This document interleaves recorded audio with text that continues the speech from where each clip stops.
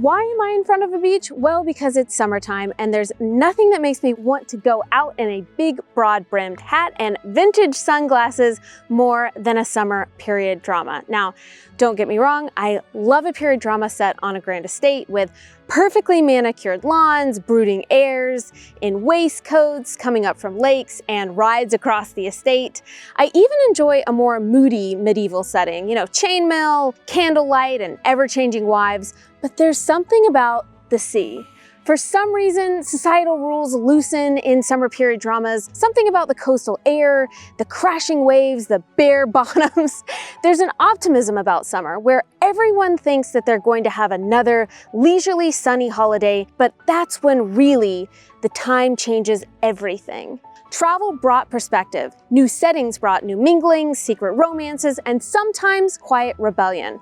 Whether in sun-baked villas in Italy or gorgeous Cornish cliffs, these summer period dramas are about more than just aesthetics. They're about finding yourself in a world that changes around you. So whether you're longing for sun-soaked escape or you just want to feel like you're eavesdropping on someone's seaside heartbreak in the 1920s, this summer period drama list is for you. So welcome back to Regency Rumors. I'm Kayla, and here on my channel, I talk about period dramas, history, and historical fiction, and today we're escaping to the seaside.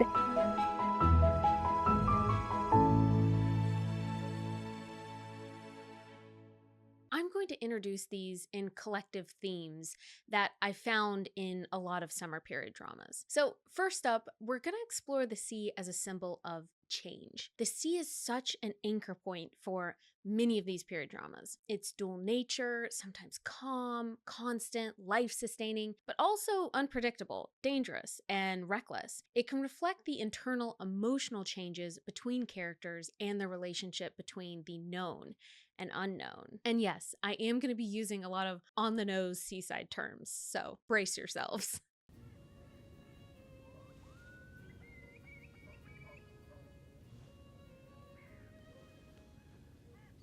No period drama, I think, uses the sea better to reflect this than Poldark. Poldark is a brooding period drama set in the Cornish seaside.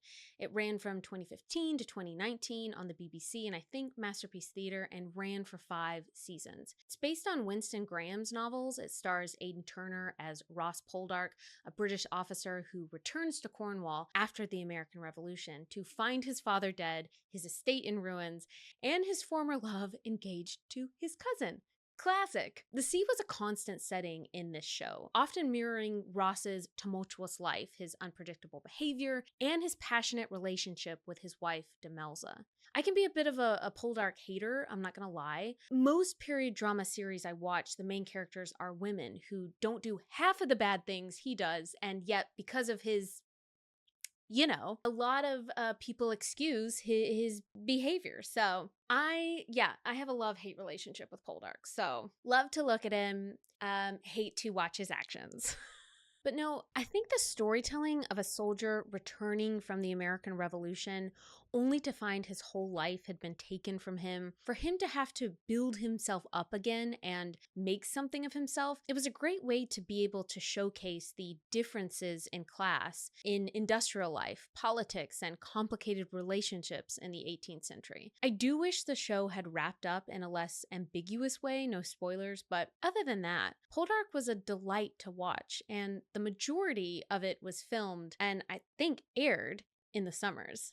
Perhaps my favorite escapist coastal period drama is Sanditon. Sanditon is based on Jane Austen's unfinished novel and first aired in 2019 on ITV and Masterpiece Theatre, eventually running for 3 seasons after an impressive campaign to bring back the series for 2 more seasons. It focused on Charlotte Haywood, played by Rose Williams, who is an optimistic and spirited young woman who arrives in the seaside resort of Sanditon in the south of England just as it's trying to reinvent itself as the next fashionable destination for upper-class tourists. What makes Sanditon stand out is its setting. I wish we knew exactly what direction Austen planned for Sanditon to go in because its focus feels so much different than her other novels. I don't think it would have been what this series turned it into. However, I love how much goes on in Sanditon as a setting. Supposedly, Sanditon was inspired by Jane Austen's visit to Worthing,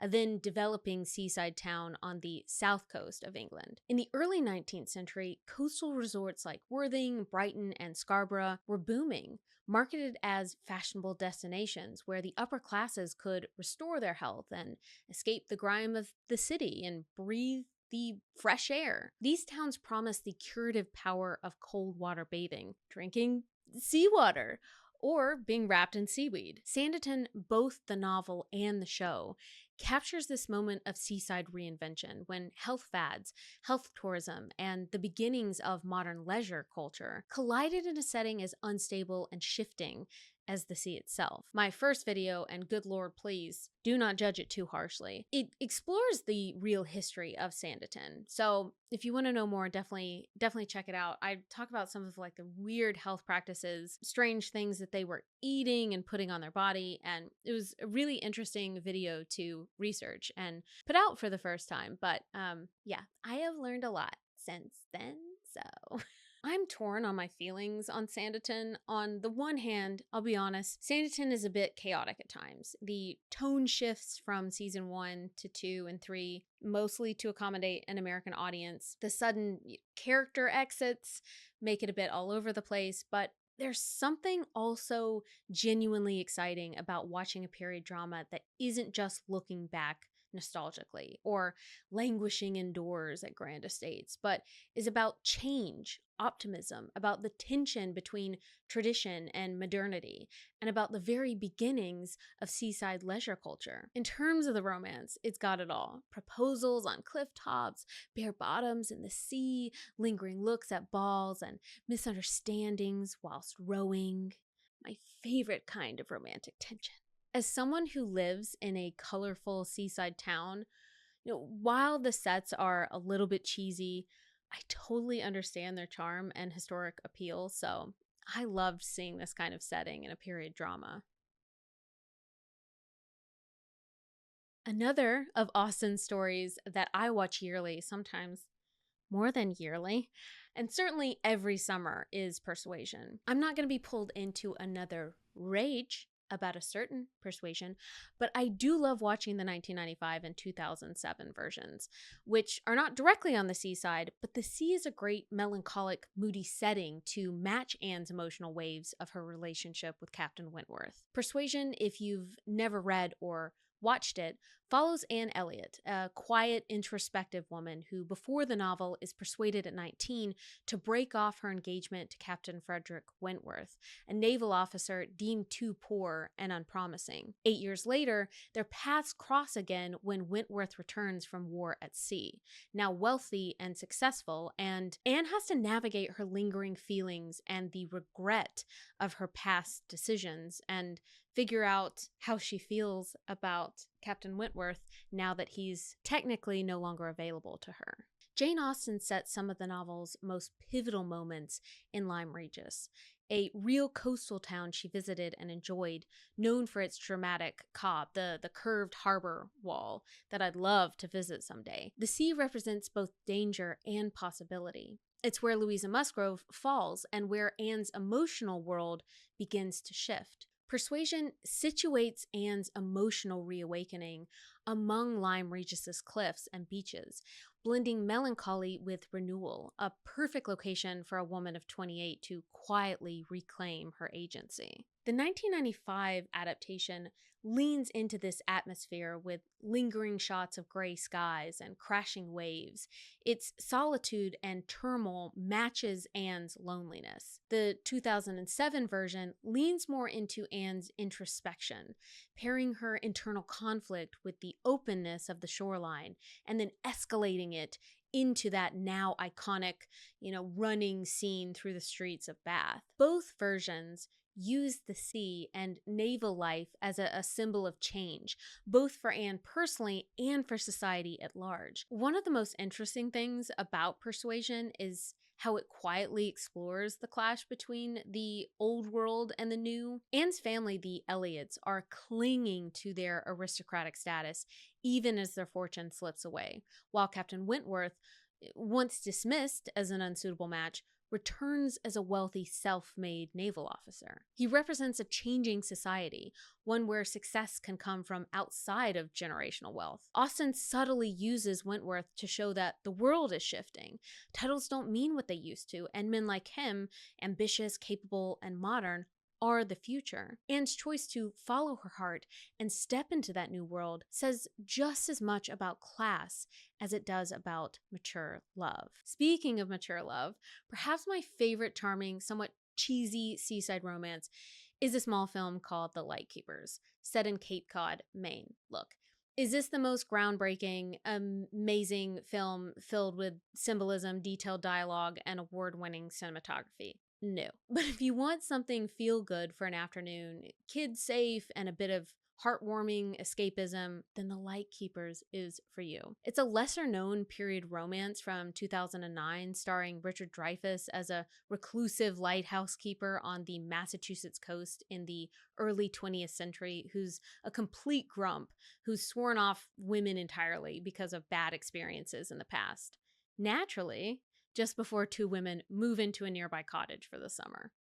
Alongside him is his mysterious young assistant, who is also trying to figure out his place in the world and running from his past. What unfolds in this film is a gentle, character-driven story about solitude, stubbornness, and second chances. The film uses Cape Cod's fog and mist to reflect a character learning to love and feel again.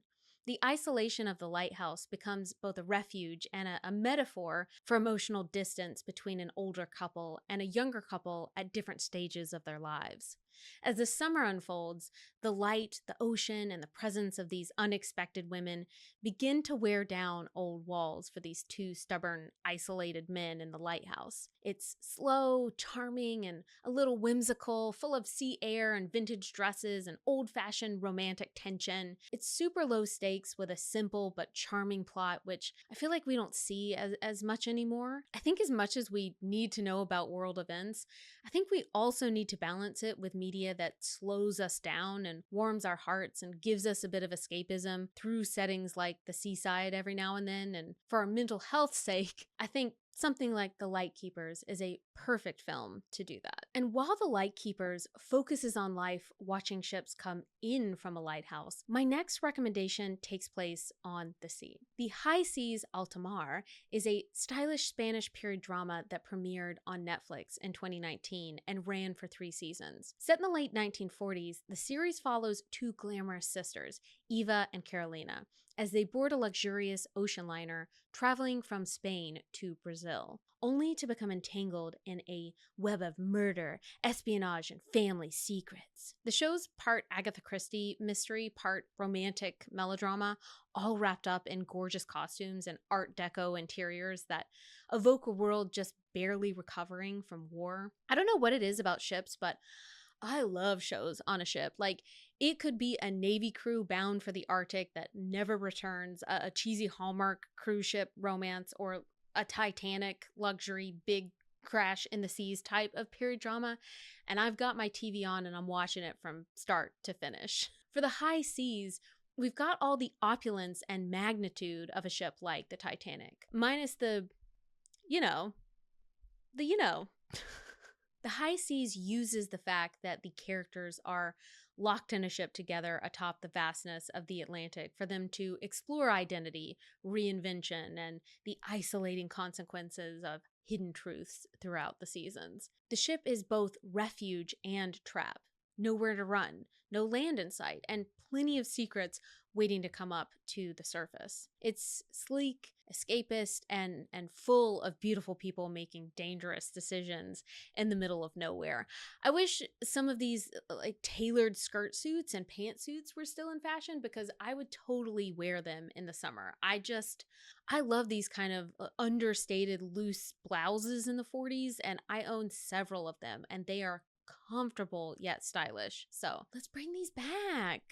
Too many period dramas are focused solely on either British or American characters. So I really loved hearing a bit of Spanish and learning more about cultural conflicts from the perspectives of Latina characters, rather than it always, being about a family within a state in Kent, or, something to do with a war in American period dramas.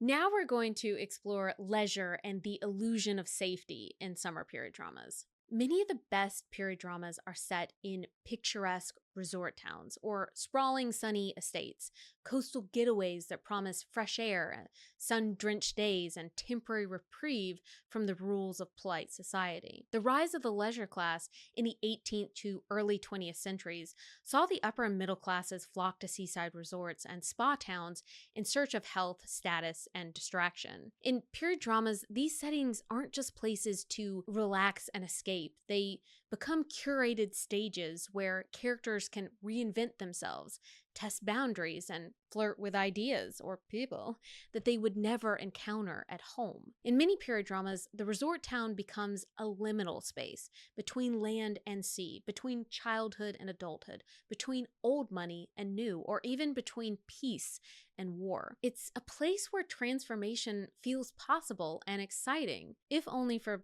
a summer. The sea represents leisure, yes, but also the calm before the storm. One of the period dramas that capture that, summer liminal space the best is Hotel Portofino. Hotel Portofino is a lush period drama that first premiered on BritBox UK in January 2022. Set in the late 1920s on Italy's glamorous Riviera, it centers on Bella Ainsworth, who's played by Natasha McKellan, who runs a luxury hotel catering to wealthy British guests, whilst navigating complex family dynamics and financial pressure and the growing threat posed by you-know-what and you-know-who. It's based on the book of the same name written by J.P. O'Connell. So think Downton Abbey-style ensemble cast, but an Italian villa with just a little less characters. The shots of this show are absolutely gorgeous. Portofino is a real seaside town in Italy. It appears to be the kind of place that in this day and age, a lot of big yachts dock at. So what does that tell you? The show really makes use of the roaring 20s.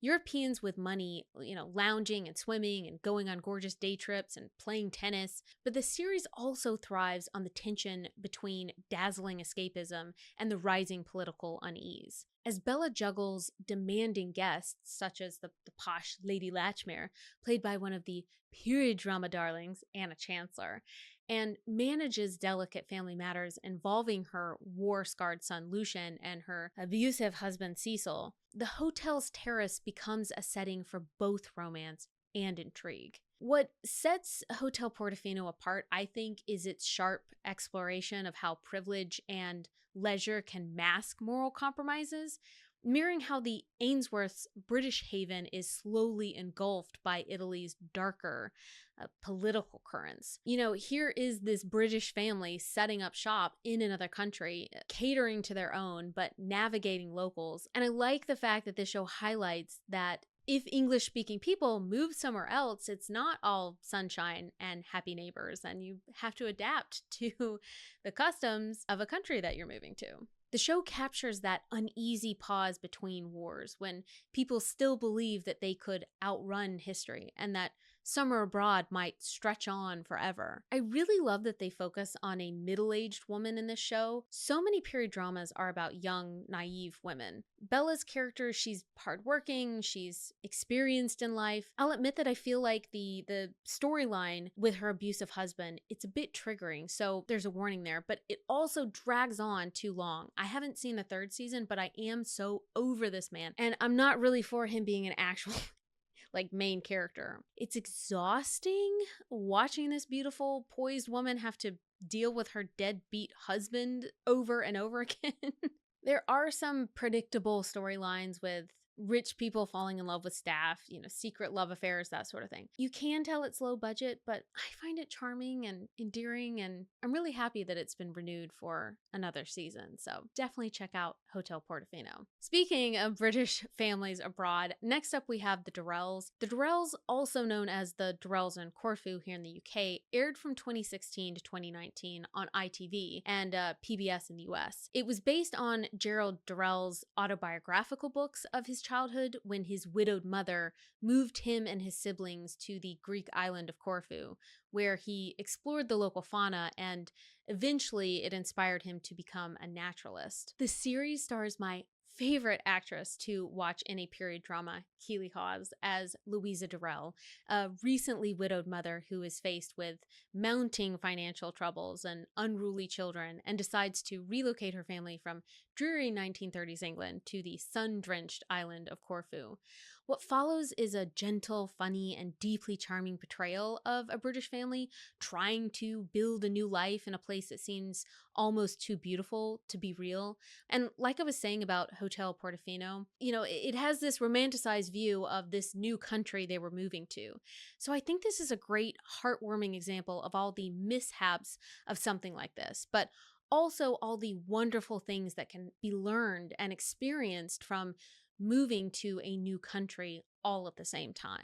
It's a series full of idyllic leisure, sunlit verandas, chaotic picnics, and animals wandering through the house. But just beneath the warm Mediterranean glow is a persistent reminder of impermanence. The Durrells have traded post-World War I instability for a fragile peace abroad, and the gathering storms of World War II looms quietly in the background. What I love about period dramas like the Durrells is the reminder to find joy in the small things. In this cost of living crisis where everything is expensive, people are struggling to buy homes, to save, to afford university, you can empathize with a family who is on the brink of financial ruin, attempting to simplify their lives and find simple joys in just keeping their heads above water. And I feel like the Durrells was a lovely reminder that even as there are global things outside of our control that maybe affect our day-to-day lives, there are things within nature, within our neighbors, and the community we live in that we can cling to for joy and reprieve, even in the worst of times. Moving on from the Brits, because not all period dramas should be about the Brits. Next, we've got Badehotellet, I think that's how you pronounce it, or the Seaside Hotel, which premiered in 2013 on TV2 in Denmark and ran up until 2024, so 10 seasons, with its 9th season set in 1945 and the final season in 1946-47, I believe. The charming Andersons' Seaside Hotel is located in northern Jutland, and the show follows a rotating cast of guests and staff each summer. Each season captures a different summer, showing shifting personal dynamics and class tensions while slowly approaching the chaos of World War II.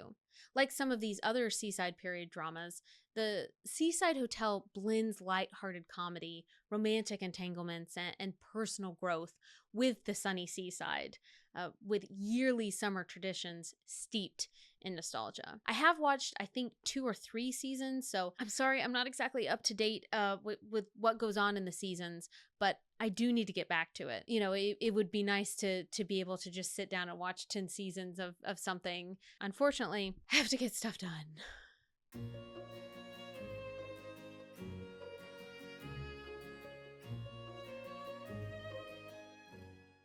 Shifting away from idyllic seaside resorts, these summer-esque period dramas don't shy away as much from historical upheaval. Instead, characters confront a world that's changing politically, socially, and emotionally. So First up, we've got Indian Summers, which I am sad doesn't have more seasons. Indian Summers aired from 2015 to 2016 on Channel 4 in the UK and Masterpiece Theatre in the US, and ran for 2 seasons. Set in Simla, India, during the final decades of British colonial rule, the series opens in the summer of 1932, following the lives of British officials and their families who run to the cooler mountain air to get away from the Delhi heat, bringing with them the audacity of the empire. This stars Julie Walters as a powerful club matriarch, Cynthia Coffin, and Henry Lloyd Hughes as civil servant Ralph Whelan. The show blends political intrigue, scandal, and simmering rebellion against the backdrop of the foothills of the Himalayas. The show highlights the vast beauty of the Himalayas, but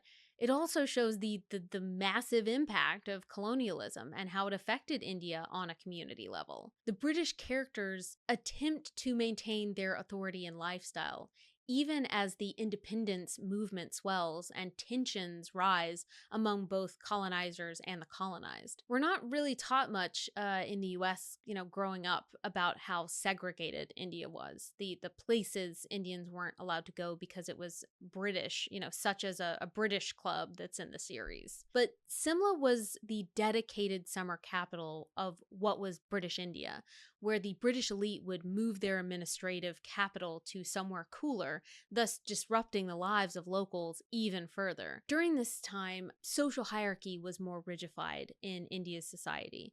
There was racial exclusion and hiring bias, civil service segregation, restricted travel, and heavier policing for Indians. This show does an alright job at exploring a lot of this, including through forbidden love. I find it really discouraging that period dramas outside of Western society struggle to become popular, but I think the more that well-written, compelling shows like Shogun come out, the more that shows that are focused on places outside of the West will be normalized, and they can have a longer life and more seasons. Next up is Three Little Birds, which aired in 2023 on ITV, I believe. I'm not sure if it went to PBS or BritBox, but Three Little Birds is a miniseries set in 1950s Britain and was created by Sir Lenny Henry, who is a popular Black British comedian. Rather than focusing on the traditional leisure class, it explores the arrival of Caribbean women immigrating to the UK, inspired by the real-life experiences of the Windrush generation. Caribbean migrants who arrived in the UK between 1948 and the early 1970s to help rebuild the country after World War II. Leah, Chantrell, and Hosanna land off of a sunny boat in the hopes of new beginnings and belonging in a country that promised opportunity but often delivered exclusion. Three Little Birds shows a more vibrant, hopeful, and warm version of the UK, the quiet charm of suburban streets, but also moments that are woven through a larger story of migration and racism and personal resistance. It shows how aspects of immigration for people of color affected romance, living conditions, and job opportunities, and explores just how welcoming a country can truly be. One of the things I think makes Three Little Birds stand out is its refusal to focus solely on trauma and some of the impossible roadblocks that these women face. It humanizes and captures the hope and determination of a generation that helped shape modern Britain, even as they were being marginalized within it. Three Little Birds shows how the end of the British Empire wasn't just about geopolitical shifts. It was a lived experience for people in rented rooms and factory jobs, and in the resilience of those trying to make new homes in a land that still thought of them as outsiders. Last up, and then I'm going to go into some honorable mentions and a few film recommendations possibly, Transatlantic. So loosely based on the true story of the Emergency Rescue Committee and Julie Oranger's novel The Flight Portfolio, the series is set in Marseille in 1940 as forces close in on France. The show follows American journalist Varian Fry and heiress Mary Jane Gold as they launch a daring mission to start what was called the Emergency Rescue Committee, helping European artists, intellectuals, and refugees escape occupied France. They hid them in a mansion by the sea where they still attempted to create and socialize and even have a bit of fun. I was really impressed with the tone of this show. It feels really fresh and vibrant, at times playful, unlike many of World War II dramas that lean into grim realism. Transatlantic strikes a surprisingly vibrant, at times almost playful tone. While the stakes are incredibly high, the show often feels more like a fast-paced adventure, emphasizing a spirit of defiance and creativity and connection over like battlefield brutality, which I think would have also been realistic for the time. Even if people were in danger, stuck in limbo, trying to get somewhere safe, they wanted to have moments of joy. Artists were still trying to create, or people were still trying to enjoy, drinks together in hard times. Transatlantic is a lush and suspenseful summer story of survival. And it doesn't end like what you'd think, but in a good way. This tonal choice makes it stand out from other World War II narratives, highlighting moments of hope and solidarity amid chaos. So I really enjoyed the quirkiness of this series, especially since so much of it was true. Transatlantic reminds us that the collapse of, an old world often births new beginnings for some, which at times can be more uplifting than just watching, luxurious people sunbathe by the sea.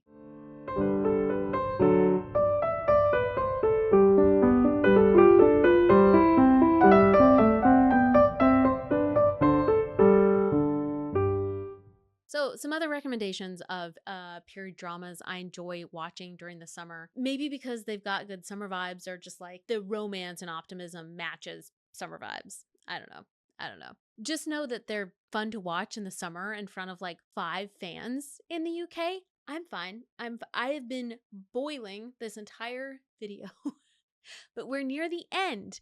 And then I'm going to turn on said 5 fans and sit here and roast like a turkey.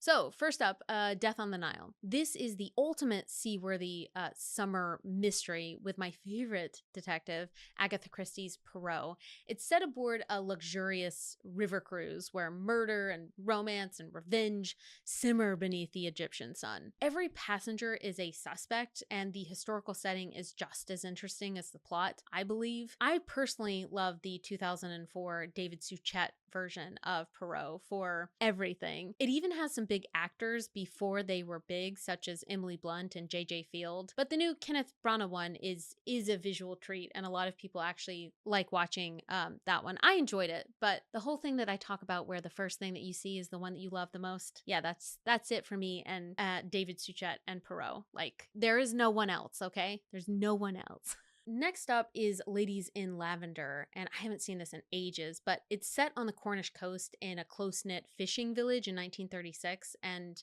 it stars Maggie Smith, Judi Dench, and Miriam Margolyes, like so many British legends. An unexpected stranger, a gifted young Polish violinist en route to America, is swept overboard during a storm and is discovered by 2 elderly sisters. As they take him in and care for him, he recovers, and it changes the quiet rhythm of their lives in subtle, poignant ways. It's been so long since I've watched this, but I remember how heartwarming this was to watch for the first time, so definitely consider checking that out or rewatching it, like I am planning on doing. Next is Howard's End. I have a love-hate relationship with Howard's End, but I do love the new one with Matthew McFadden. He is so good at playing restrained characters.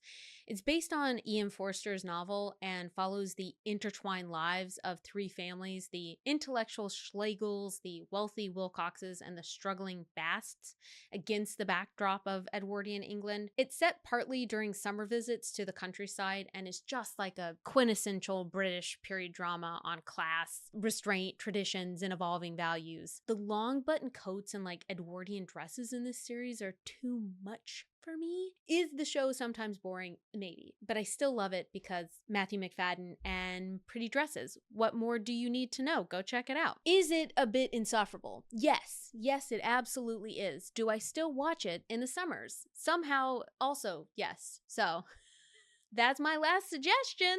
Well, that's it for me. What is your favorite period dramas to watch in the summer? Don't spend all your time languishing inside and do get out of doors, my dears. Grab your parasols and your bathing costume and be in your own summer story. I recently got a bike, so I've been listening to some Regency romances while I bike to beautiful castles here in Wales, attempting to romanticize my life while the world is crumbling around us, and we're never going to retire, so enjoy it. Enjoy the summer while it lasts. Goodbye!